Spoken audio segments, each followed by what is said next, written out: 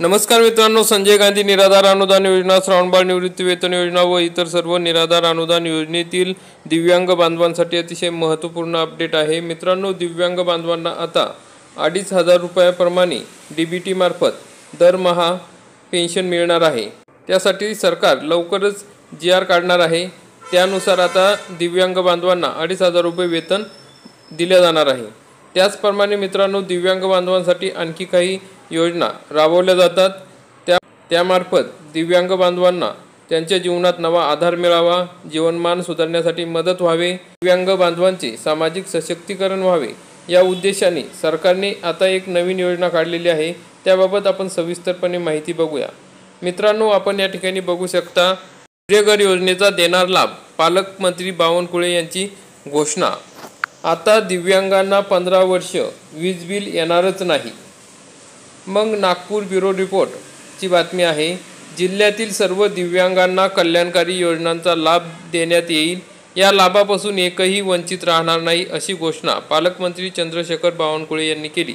यासोबतच जिल्ह्यात प्रत्येक दिव्यांगांच्या घरी पुढील 15 वर्ष वीज बिल येणार नाही, अशा सूर्यघर योजनेचा लाभ देण्यात येईल, असेही त्यांनी जाहीर केले। दिव्यांग कल्याण विभाग, जिल्हा वार्षिक योजना आणि प्रधानमंत्री जिल्हा खनिज प्रतिष्ठानच्या माध्यमातून जिल्ह्यातील दिव्यांग लाभार्थ्यांना ई-रिक्षा व मोटोराइज बायसिकलचे वितरण करण्यात आले। सामाजिक न्याय व विशेष सहाय्य विभागाच्या नागपूर सहाय्यक आयुक्त कार्यालयाच्या वतीने या कार्यक्रमाचे आयोजन करण्यात आले होते।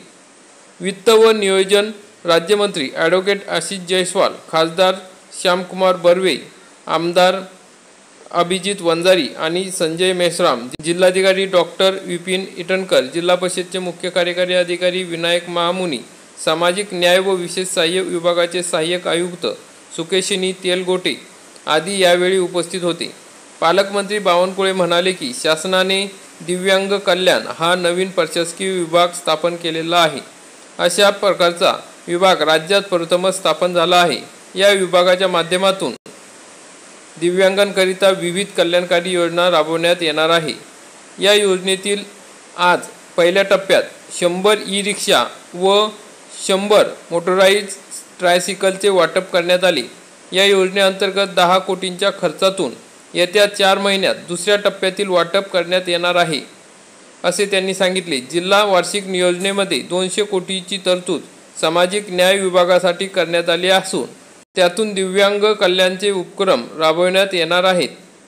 बावनकुळे यांच्या हस्ते प्रातिनिधिक स्वरूपात पारशिवनी येथील मनोहर चावरीवर, मौदा येथील प्रताप तल्लेवार, पालोरा येथील संगीता शिवाडुके यांना मोटार ट्रायसिकलचे, तर ब्राह्मणी येथील दिनेश लुटे आणि कुही येथील उषा पंचभूते यांना ई-रिक्षा वाटप करण्यात आले।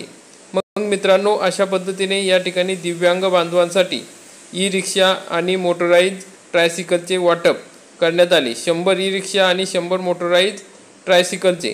त्यावेळेस त्यांनी बोलताना सांगितले की आता सर्व दिव्यांग बांधवांच्या घरावर सूर्यघर योजनेचा लाभ देणार आहे। त्यामुळे आता दिव्यांगांना 15 वर्ष वीज बिल येणार नाही। दिव्यांगांसाठी विशेष राखीव रुग्णवाहिकासुद्धा तयार करण्यात आलेली आहे, ती राज्यमंत्री ॲडव्होकेट जयस्वाल यांनी दिली। राज्यमंत्री ॲडव्होकेट आशिष जयस्वाल म्हणाले, नागपूर जिल्ह्यासाठी वार्षिक योजनेचा निधी 1,000 कोटीच्या वर गेल्याने जिल्ह्यातील दिव्यांगांसाठी किमान 10 कोटीचा निधी मिळणार आहे। म्हणजे आता नागपूर जिल्ह्यातील दिव्यांग बांधवांना 10 कोटीचा निधी दरवर्षी मिळणार आहे। दिव्यांग शाळा व पदनिर्मितीला मान्यता देण्यात येणार असून या शाळांना अनुदान देण्याचा विचारही सुरू असल्याचे त्यांनी सांगितले आहे। प्रत्येक जिल्ह्यात दिव्यांगांसाठी विशेष राखीव रुग्णवाहिका उपलब्ध करून देण्याच्या दृष्टीनेही प्रयत्न सुरू असल्याचे त्यांनी यावेळी सांगितले। म्हणजे पूर्ण महाराष्ट्रभर दिव्यांग बांधवांसाठी प्रत्येक जिल्ह्यात विशेष राखीव अशी दिव्यांग बांधवांसाठी रुग्णवाहिका तयार केली जाणार आहे। नवीन ही एक योजना अंमलात येणार आहे, अशी त्यांनी माहिती दिली आहे। तर मित्रांनो, अशा प्रकारची महत्त्वपूर्ण अपडेट होती। या सर्व योजनांची माहिती आपल्या चॅनलवर नेहमीच येत असते आणि आपणही या सर्व योजनांचा लाभ घ्यावा, त्यामुळे आपले सर्वांचे जीवन हे सुखकर होईल। तर अशा प्रकारे दिव्यांग बांधवांसाठी महत्त्वाची अपडेट होती। मित्रांनो, व्हिडिओ आवडला असेल तर व्हिडिओला लाईक करा, चॅनलला सबस्क्राईब करा, बेल आयकॉनला क्लिक करा, म्हणजे असेच महत्त्वाचे अपडेट आपल्याला वेळोवेळी मिळत राहतील. धन्यवाद. जय हिंद, जय महाराष्ट्र.